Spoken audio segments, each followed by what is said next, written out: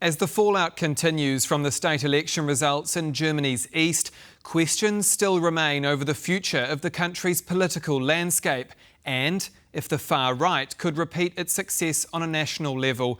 We're joined now by Executive Board Member of the Bertelsmann Stiftung, Daniela Schwarzer. Good evening, Daniela. Thank you for joining us on TVP World. Good evening. Thank you for having me. Daniela, let's start with the fact that it's now 24 hours on from yesterday's first exit polls in Thuringia and Saxony. What's the mood like in Germany right now? Well, the mood is not very good among the moderate parties. The Chancellor, who is a Social Democrat, Olaf Scholz, said today that this result of yesterday's two elections in two regions, with the far right coming in first and second, has bad effects on Germany. He speaks about the divisions that this will put into German society. He speaks about the economic effects and about the reputation that this has for Germany. And indeed, it is a first that, for instance, in the region of Thuringia, a third of voters actually decided to vote for a far-right party that is being classified as extremist by the security services. Like you mentioned, a number of firsts. The AfD is also the first far-right party to win a state election in Germany since the Nazi era.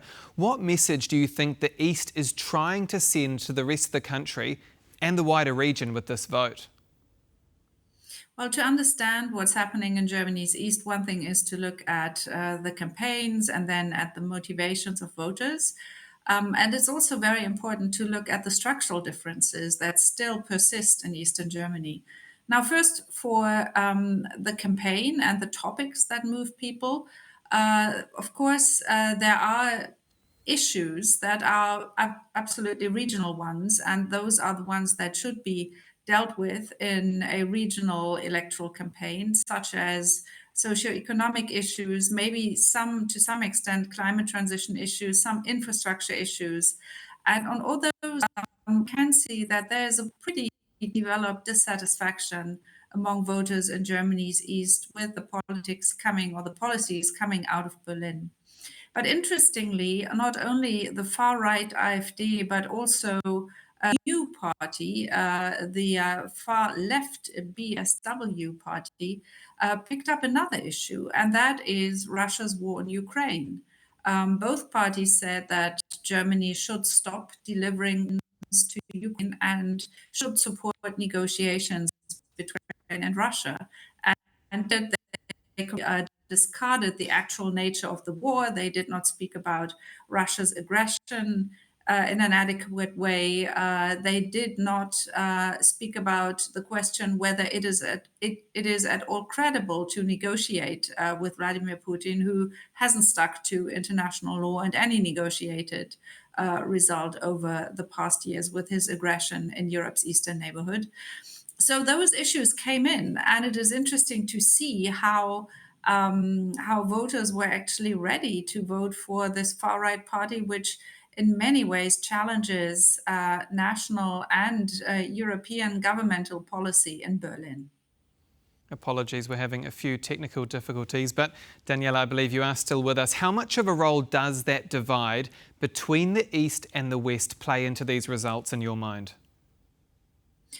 Well, we can see that structural differences make it easier in Germany's East for new parties to thrive. Generally, Eastern Germans don't have a strong and traditional, for generations, party affiliation simply because of the fact that this was a different political system for several decades. So it's comparatively easier for new parties to actually not only get votes, but also to anchor themselves within society. After the end of the Eastern German regime in 1989, a lot of social networks, a lot of structures broke down and weren't really reconstructed. And this led to a situation that the AfD, actually on a local level, could really ingrain itself into German society by also supporting initiatives like youth clubs or sports clubs, or getting really immersed into the civil structures within society. And that helped them campaign in different ways and really mobilize voters to an extent that we have not seen in that way in Germany before. All eyes now turn to the state election in Brandenburg later this month and then that federal election next year. How much genuine concern should a country like Poland feel about what's happening in Germany? Or is this just democracy working?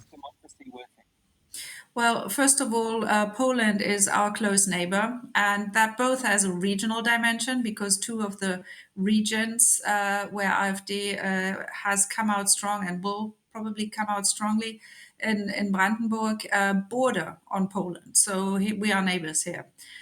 Secondly, given the impact that this result may have on the general mood and debate in Germany on support for Ukraine and standing firmly together against Russia's aggression, this will also be very interesting for Poland to observe how this plays out.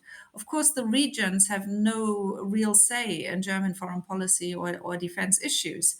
But a party which gets that presence as AfD and BSW have now through the electoral results, that obviously influences the more general debate on the matter.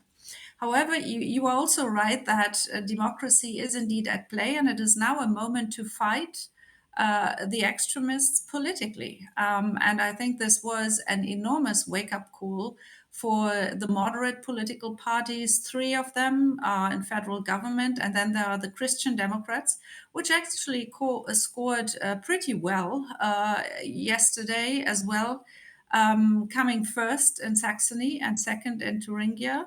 And so I think every single moderate party, as of last night, will look at their strategies, not only for Brandenburg, the next regional election, which you mentioned, but really for the federal elections, which are going to be held within a year's time. And it's important to see that, of course, there's a potential for the moderate parties to regain grounds, not only by adopting different policies and listening more closely to citizens' fears and concerns, but also by thinking about how they can conduct policies differently, how they can live democracy differently, how can they involve citizens in participatory formats, for instance. All this, to a large extent, remains unexplored. And I think in these times where democracy is being challenged, it's very important not only to defend democracy, but also to innovate and to think how new technological tools, how new ways of bringing together people, both physically and digitally, can actually be used to mobilize citizens and